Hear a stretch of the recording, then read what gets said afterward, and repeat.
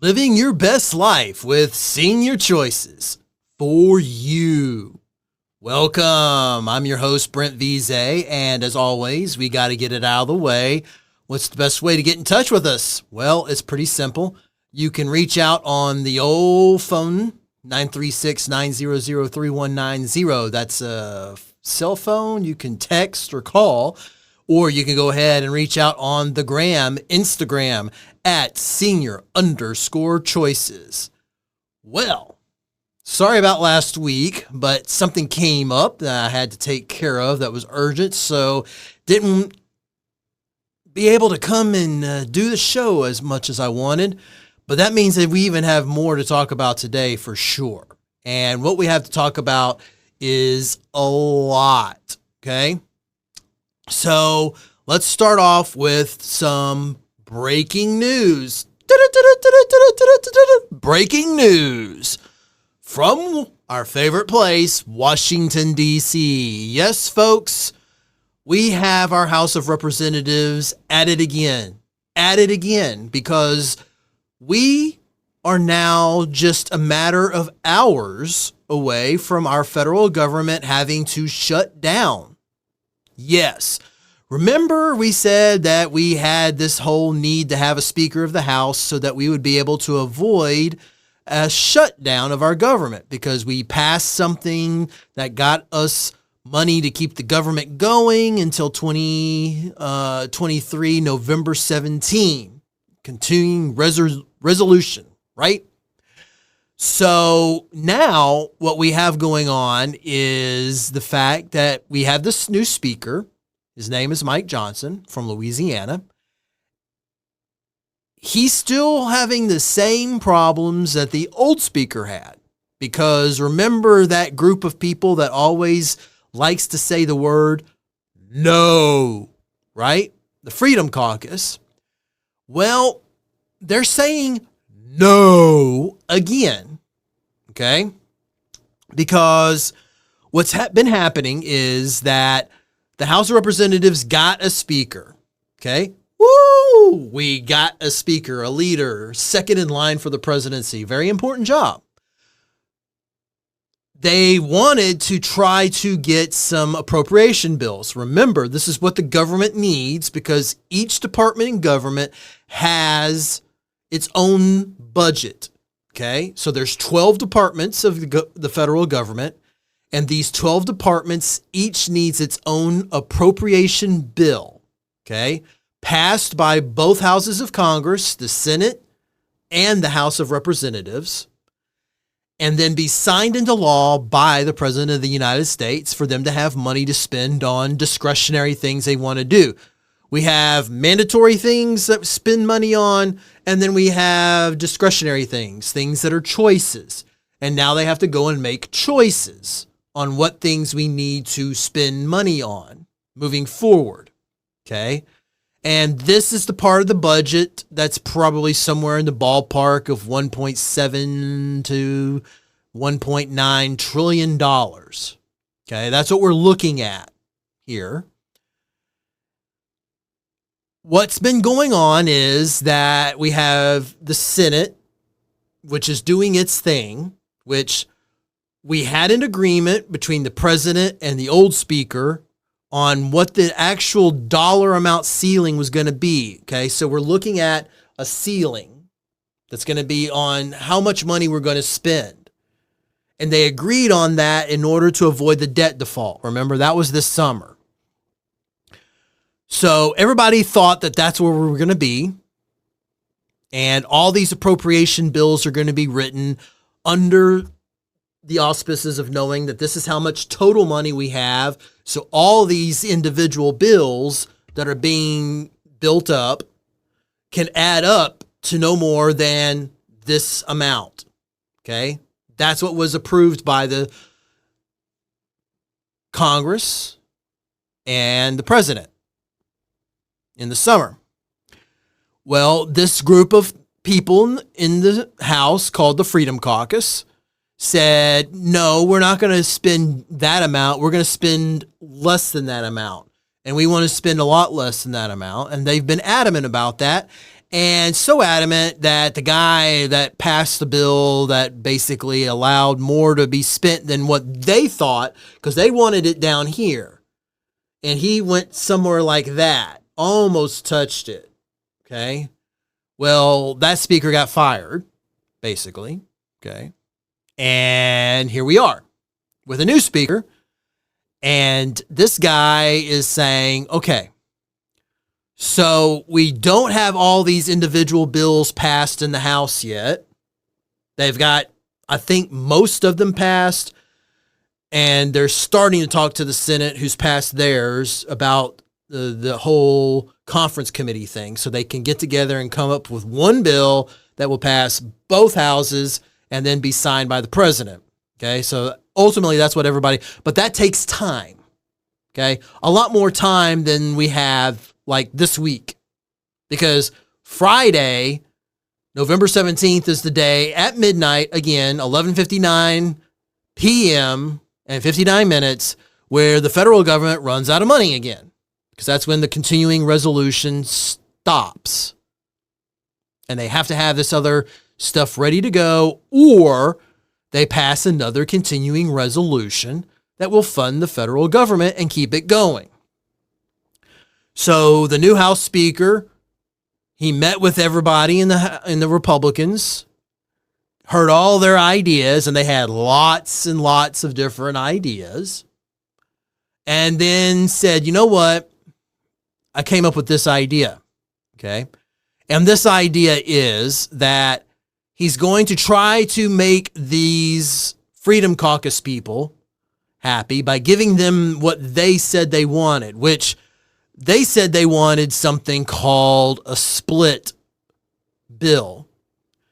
And what that means is they're willing to fund part of the government through a specific date in January, and then the rest of the government would be funded through a specific date in February. Okay. Now, why exactly they thought this idea up, don't know.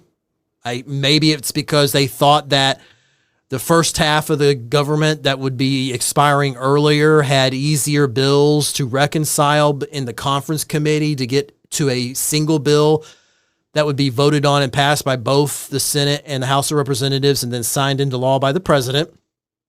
That made sense, so that we could have this part of the government going sooner, which I have not heard anything that's the case, but maybe that's it. I don't know. But in any case, we have this bifurcated system where half the government's going to get money that's going to last until, I think it's like January the 11th or 12th, sometime in mid-January. And then the rest of the government is going to be funded through February 9th, I believe is the date. But these Freedom Caucus people who thought of this idea wanted it to make sure that it included cuts in spending, like major cuts in some instances, like 10% or more in some instances from what they are continuing to spend on the programs right now. Okay. So that's what the Freedom Caucus wanted. After this station break, we're going to come back and talk a little bit more about this and put a bow on it and what it means for you here on Senior Choices. Stay tuned.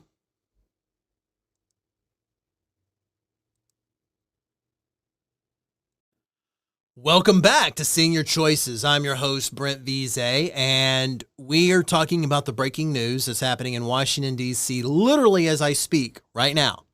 And that is that the House of Representatives is debating a bill that's going to hopefully keep the federal government going. Maybe. Because right now, not all the Republicans are happy about it. So before the break, we were talking about the Freedom Caucus and how the Speaker of the House decided to go with their approach, which is basically saying we're going to fund this group of the departments of government through some point in mid-January. And then we're going to have the other group have to be funded through February 9th. Okay. But there's a catch that we would then have to go ahead and cut spending as well. That's what the Freedom Caucus wanted. Okay. So a lot of the Republicans were like, yeah, no, that's not what we want. We don't want to do that. We just want to keep things where they are. That's what's going to pass the Senate. That's what's going to be signed by the president. So the most important thing is to keep the government going until we figure this out. So let's not force an issue and make an issue so that we can possibly shut down the government. Okay. So the Speaker Johnson, was between these two rocks in a hard place. He's got the Freedom Caucus going, cut, cut, cut. And then he's got the rest of his group going, not. So what does he do? Well, nobody gets happy, but he does get a little bit of something to everyone. And the idea was, okay, Freedom Caucus, we're going to have this division of government so that this part of the government's going to be funded through mid-January, and this other part of government is going to be funded through February 9th, just like you wanted. So the Freedom Caucus got that. But then he said, but we're going to fund the government at the same levels as it's currently funded. No cuts. Okay? So then the rest of the Republicans and the Democrats, as it turns out, are like, okay, maybe that could work. Okay? Problem is, the Freedom Caucus, they're like, no, we really want those cuts. So since you're not going to do that, regardless of the fact that the government's going to be shut down and all the implications that we've already talked about on the show of how negative that will be for the country, we're going to vote against this bill that would keep the government actually going while we negotiate all these individual 12 appropriations bills with the Senate. So the Freedom Caucus, that group of a dozen or more, is probably somewhere in the ballpark, 20 to 30 Republicans, are saying no to this idea. Well, in order to pass something, you have to have 218 votes in the House of Representatives. And since we basically have 222-ish, 223 Republicans, they can only afford to lose 4 of those Republicans on no votes. So 20, 30, that's more than 4, isn't it, folks? It is. So then in order for this bill to pass, Democrats have to vote for it. And that's where we are. So Democrats, before I came in, were meeting, talking about what are they going to do? Are they going to support this? Because it's not exactly what they wanted, because they wanted what they call a clean bill, which means one bill that is funding the government where it was until mid-January-ish, February, if you like. And then that gives us time to negotiate these individual bills and hopefully get them passed and signed into law by the president. Well, they didn't get a clean one bill. They got this divided thing. Okay. So they didn't like that because they thought that that was kind of convoluted. But the speaker did say no cuts. So that got their attention. So I think, emphasis on think, that they probably are going to vote for it. And probably, hopefully, we're going to be able to avoid a government shutdown because they're going to vote for it. And then the Senate will probably end up passing it, though there is one senator who's thinking about trying to delay the passage of this bill because one senator can have that power in the Senate, unfortunately. And it's a possibility that the Senate may not be able to pass its version in time to avoid at least a little bit of a government shutdown. Maybe. But we're hopeful, knocking on wood, that this will pass and the Senate and the House will pass it and it will get to the president. He will sign it.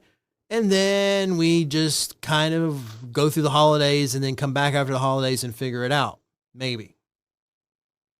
Hopefully. Right? Now, could they have done this earlier? Probably. Because in the House yesterday, they had a vote on whether they were going to impeach the Secretary of Homeland Security instead, which they ended up not having enough votes to be able to do that either. So they sent that back to the committee for the committee, basically tabling it. But that took up time. That takes up a lot of energy. And that was something that was more important to the Republicans than keeping the government going. For whatever reasons. Okay. Which I can tell you that the reasons are political. But that's what it is. So we're left here with, we're probably going to avoid a shutdown. But in the process, what's going to end up happening is that we have these other outside agencies and groups, these credit agencies that we all have that give us our credit reports, right? And they evaluate each of us individually and say how worthy you are for credit. And they literally give us a rating, a number rating. We get numbers, okay? But governments and institutions get letters. And the best letters that you want are AAA or AA or whatever, and AAA plus especially, okay? And if you have that, then that means you are the best of the best and you get the lowest interest rates possible, which is what we all want when we want to borrow money. And our government borrows lots of money, doesn't it? So we want to have those low interest rates.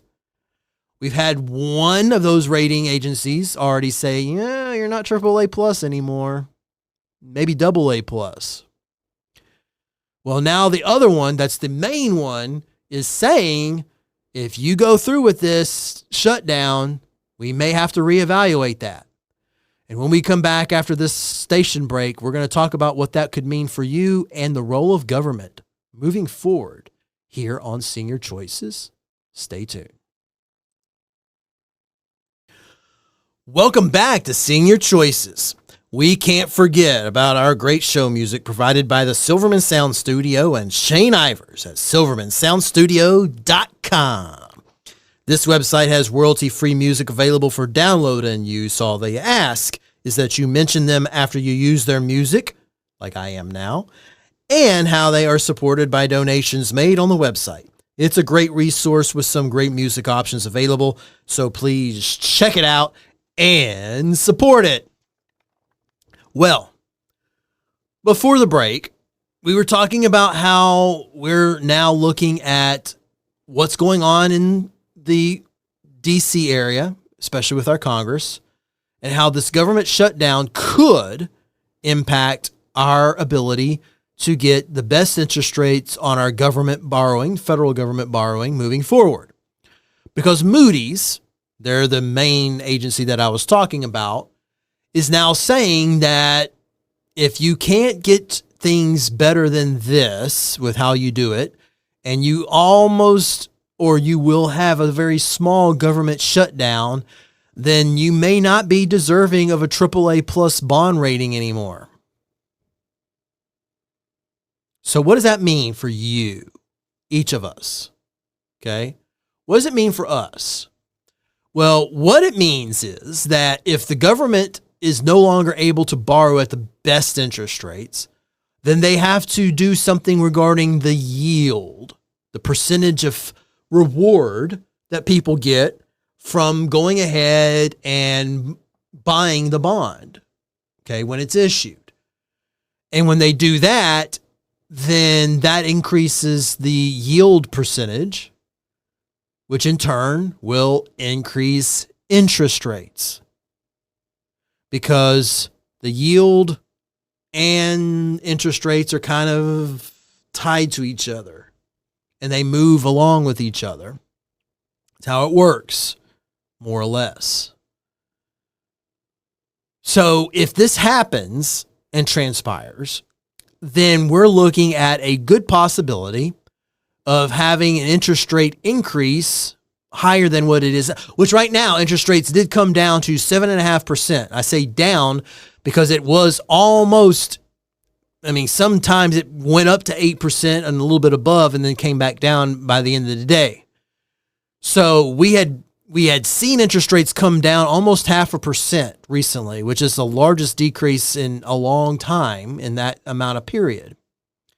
Because interestingly enough, the 10-year yield and 20-year and 30-year yields on the Treasury had gone down as well.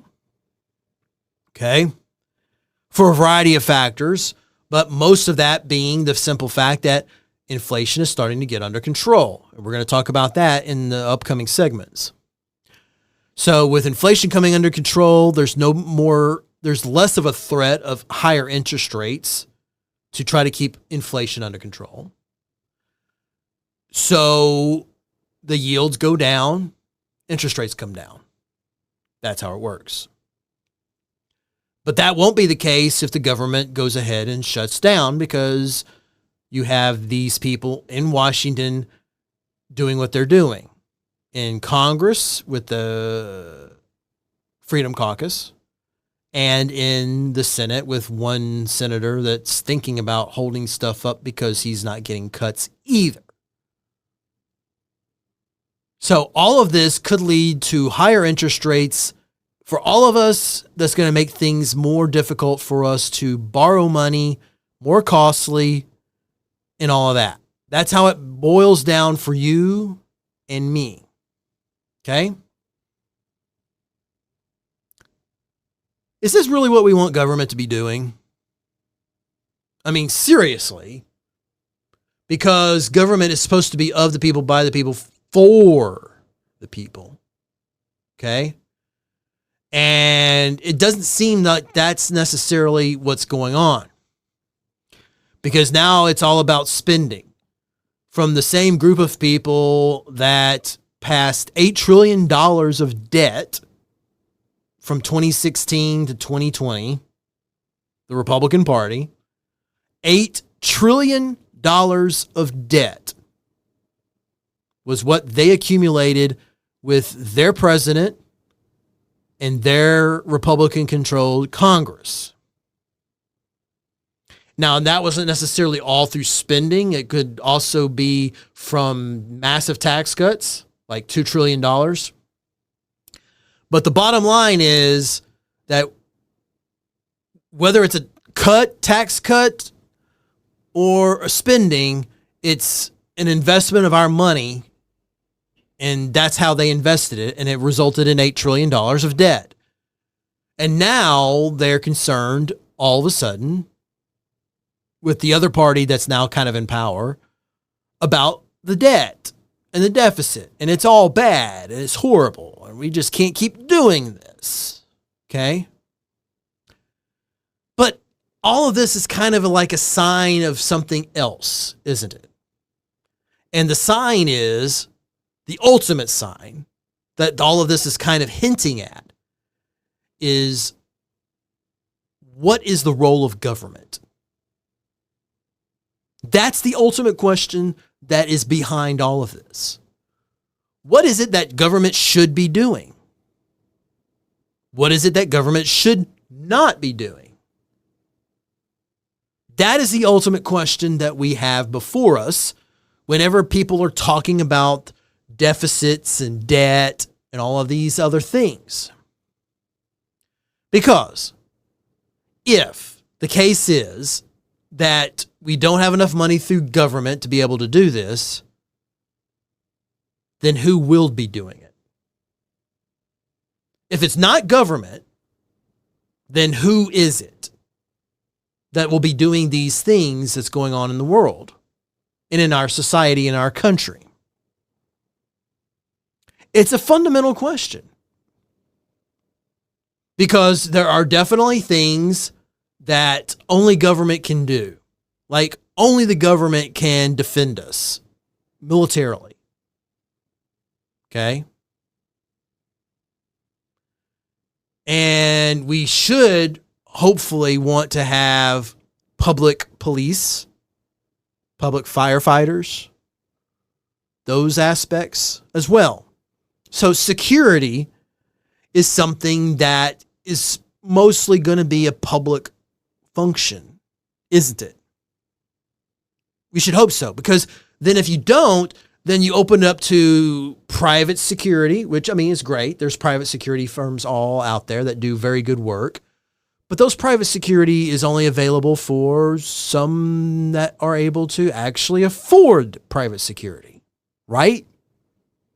And the vast majority of us, myself included, can't afford for my own police force to protect me and my family, or even my neighborhood, right? So that's ultimately what we're talking about here, is what is it that government should do? What is it that government could do? And what is it that government really shouldn't even touch at all? Those are the questions that we should be asking and posing ourselves. Because ultimately, we the people, that's us. It's our government. It's what we want. After the station break, we're going to finish this discussion and the implications about it here on Senior Choices. Stay tuned. Welcome back to Senior Choices. I'm your host, Brent Veasey. And now we've gotten into the broader philosophical discussion. What is the role of government? What should it be? Because we know what it could be. Okay? But ultimately, what should it be? And I am not going to sit here and go into on step by step. This is what government needs to do. This is what government doesn't need to do. All that good stuff. That's not what this segment is about.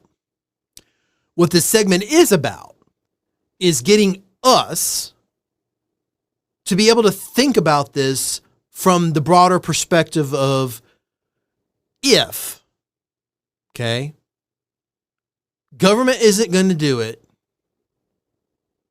A, should someone else do it? B, who else should that be? And C, if government shouldn't be doing it and nobody else should be doing it either, then what are the implications for the rest of us if it doesn't get done?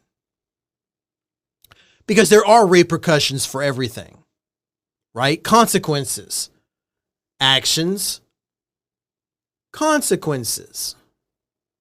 They're interrelated. Causal. Okay? The actions cause the consequences. It's that simple.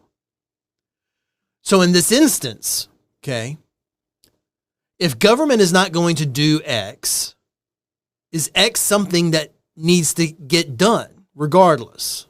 That's the first question we have to ask as a society. Okay? So if X needs to be done, then who else could potentially do it? Okay? What does that look like?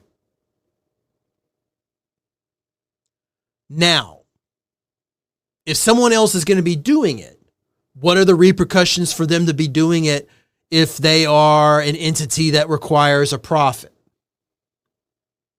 Okay? Does that mean they can charge money for X to be done?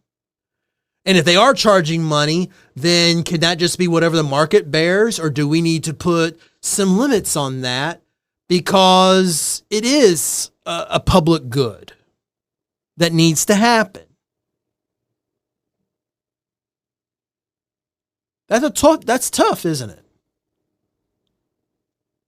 So then if it's a nonprofit that's doing it, then what are the implications for a nonprofit giving us X? Are they going to be fully capable of being able to do it? Are they going to be able to do it in every case? Or in most cases? What happens if the nonprofit is not able to do it? Then what? And what are the implications for that not to happen?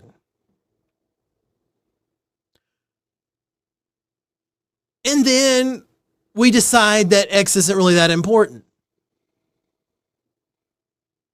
So whatever happens, happens. Well, what if whatever happens is that X doesn't happen? What does that mean for the people that were in need of X in this instance? What happens to them? Does that matter? Interesting, isn't it? And there's a lot to think about on this. And there is a lot to think about. Because being a degreed economist, which is what I am, I have an economics degree, I have always been fascinated at how efficient a free market is. From an efficiency perspective, when you want something done, a free market is the thing to do it. If you strictly wanted efficiency, because there's not anything more efficient than a free market. Absolutely. And it's been proven with various mathematical and economic theories and formulas and everything like that. But sometimes efficiency doesn't mean necessarily that it's good from an ethical perspective or right. Okay? Morally right. Efficiency is just efficiency. It's that. We're using resources as best as we can to provide for an outcome. That's it. It doesn't mean anything else from a moral or legalistic or any other way. So when we start getting into those aspects, then the free market may not be exactly copacetic with the morally right thing or all those types of aspects. So that's why we have government there to kind of intervene. And we have that throughout our economy because we try to be a free market economy as much as we can. But then we have the ability to say, hey, you're getting too big. So we have something called antitrust on companies so that they don't get to boss everybody around and get so powerful that they can set prices and dictate how much they pay people for work and other things. That's what government is. Ultimately, government is like the final arbiter in many respects. Now, is it a final arbiter that's very efficient? No, it is not, because government has grown into an entity that has a bureaucracy that sometimes has its own conflicting interests that it has factoring into decisions sometimes. And for that reason, then it can come into being. Self-preservation is a factor in some government decisions. Okay. But does that mean that government in its entirety is bad? Okay. And I believe the answer to that is no, it's not. Because you're going to have things that only the government can do, first and foremost.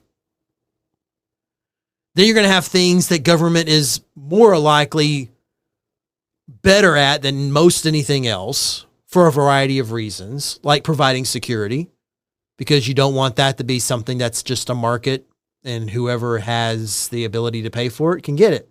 because then the rest of us would not be in a very good spot for getting security. It will we. So again, government is kind of like that final arbiter that's there. And in our situation, do we have a case to be made that government needs to be better? Yes, we do. There's all kinds of duplicative things going on in our government at all levels, not just federal at Washington, but in our states, in our local governments. It's amazing how much inefficiency and waste there is within government, but that's because a lot of that is there from that self-preservation aspect. Ultimately, it's on us to maintain and watch that and do something about it. It's on us. But we need to have that broader perspective, and we have to have that fundamental conversation with amongst ourselves. What is the role of government? And what does it need to be doing for us? Because we are us.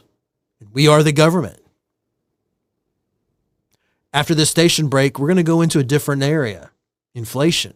Another aspect that the government watches when we come back on Senior Choices. Stay tuned.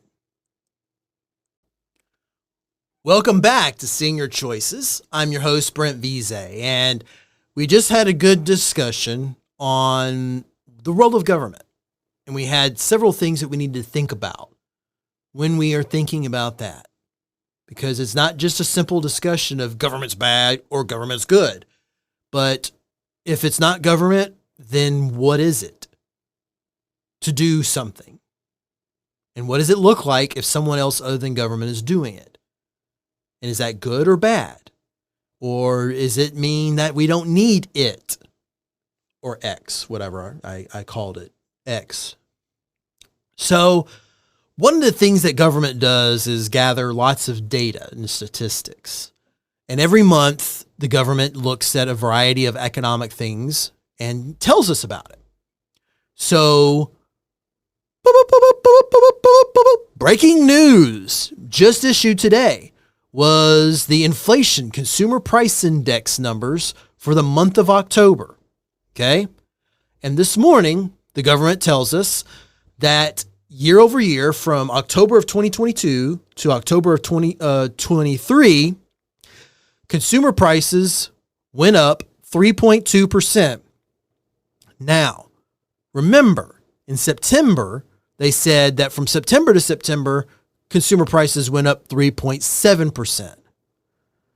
So it went down, the increase went down 0.5%, 0.6% in 1 month.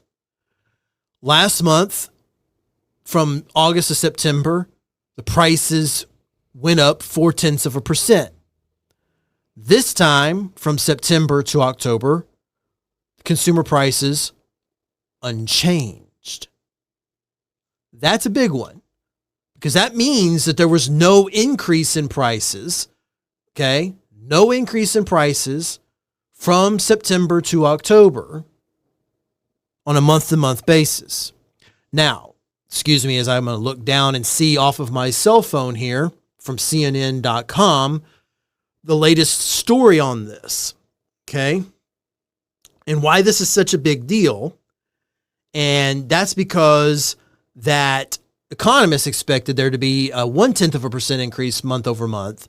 And the price increase year over year was supposed to be 3.3%. So we exceeded economists' expectations in lower inflation. Okay. So prices are still going up, but instead of going up like this, they're actually going up like this now. Not this, but this. The curve is flattening, folks. And that's a very good thing. Okay. Now, a lot of this was because of energy. You can tell, everybody knows that the price of gas has gone down. Okay. Here in my part of Texas, in southeast corner of Texas, in and around the Houston area, you can find gas as low as $2.55, $2.59 a gallon. Okay. Which is quite a bit different than what it was. Because it was basically about 80 cents more than that about a month and a half ago. Okay? So, gas prices have gone down. That was offset by shelter prices still going up. Okay? But, and here's the catch. So, in September, the price increase was 0.6% on shelter. In October, the measure of rental leases and the implicit rental value of owner-occupied properties, okay, increased only 0.3%. So again, half as much of an increase month over month, which is a great sign that shelter costs are beginning to do that flattening as well. Okay. Well, Brent, what about those food prices? That's really what's been bugging me is those food prices. What's going on with them?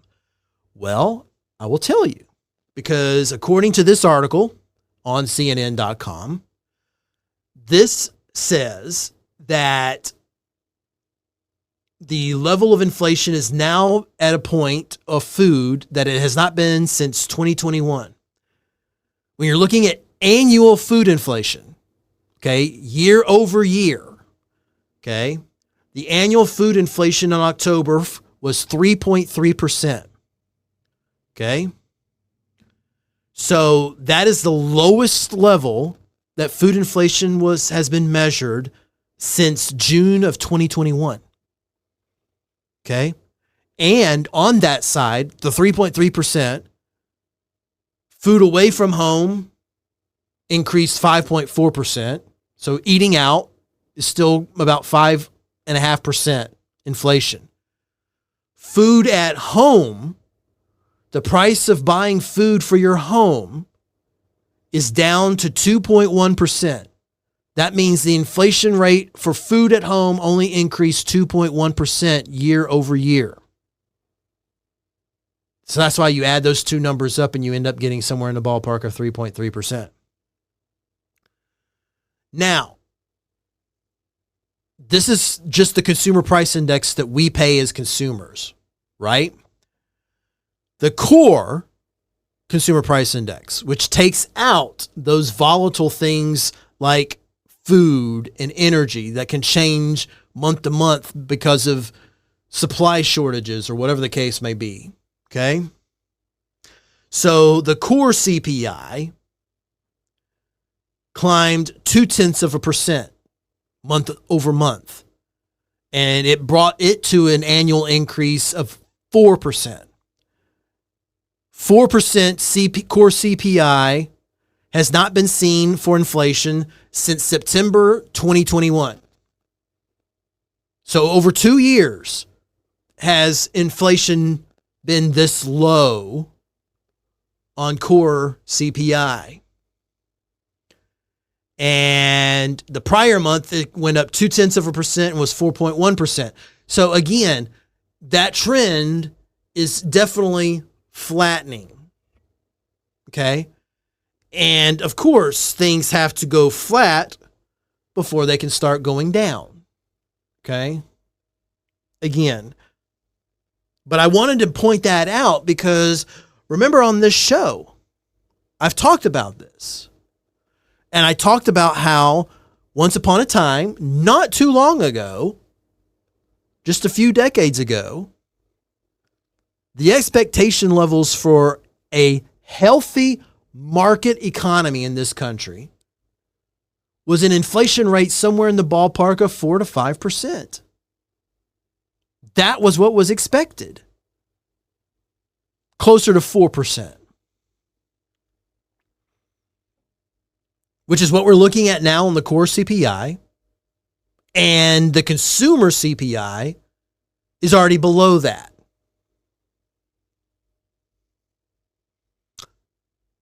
Now, what does this mean for you? Well, it means that prices are not going to be going as high, hopefully, okay, at the grocery store and other places. A little of inflation is always good in an economy, to be blunt. Are we still going to get to 2% inflation, which is what the Fed is not going to raise interest rates again in December? Almost can guarantee that because of this report. Could they do it again at some point in the beginning of next year? Yes, they could. And when we come back after this station break, we're going to talk about why they are going to potentially do that and the implications for that here on Senior Choices. Welcome back to Senior Choices. I'm your host, Brent Veasey, and we're talking about inflation and the breaking news that the Consumer Pricing Index has now fallen to 3.2% annual increase from last October to this October, which is 0.5%, 0.5% lower than the previous month annual basis. And that prices month to month were unchanged, which means that consumer inflation curve, which was like this, is now more like this and flattening out. Okay? Which is good. And hopefully we're not going to be able to suffer an economic recession because of it. Now, remember, and we've had this conversation on previous episodes, okay?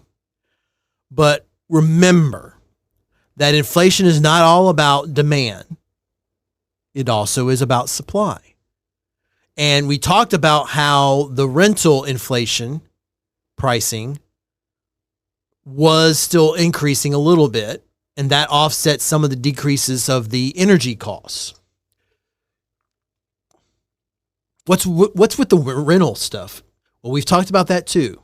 So remember, we have a shortage, a supply shortage in this country of housing, both apartment and single-family home. It's a fact, okay? It's a fact that can go directly to one simple thing. Baby boomers that are retiring are staying in their homes instead of leaving them, which is their right, and they should want to do that. Be where you want to be for your life. That's fine. But because they're not leaving their homes in numbers to go to other resources to be able to habitate, the amount of housing available is lower than it should be. Right when we have an increase on the demand for housing from millennials, who happen to be the largest group of our society. And the group of our society that's looking for homes, single-family homes especially, to be able to raise their families in. Ultimately, that's the problem that we have, is a supply shortage, as well as a little bit of a demand. But the demand, I think, is being squeezed out with these higher interest rates, which right now the interest rate is 7.5%. Last time I had heard, should be somewhere in that ballpark. And from a historic perspective, that's high from recent history, but from a historic perspective, it's not super high. It really isn't. Okay? So the Fed raising interest rates impact demand. And they've been very good so far at being able to wring out all excess demand that they can see in the economy. Their inflation is not where they want it to be. They want it at 2%. We've had this discussion too. Is 2% realistic?